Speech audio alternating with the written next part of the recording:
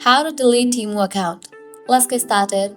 Launch your Temu app. Make sure you have already logged into your account. Now at the bottom, you're going to find different options. Navigate to the option of View. Once we're at the U page, at the top right corner, you're going to find the settings icon. Click on it.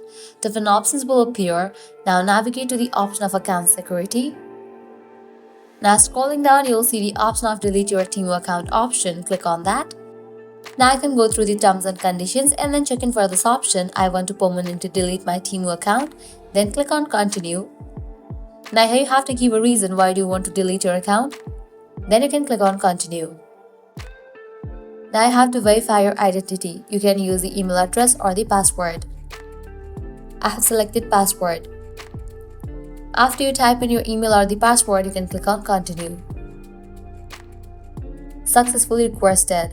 You will be automatically signed out of your account and it will be deleted in 7 business days. If you wish to cancel the request, you may sign in to cancel request and keep your account. Click on confirm. After completion of 7 days, your account will be permanently deleted. So this way you can easily delete your Temu account. At the end, if you guys find this video helpful, don't forget to like, share and subscribe to our channel.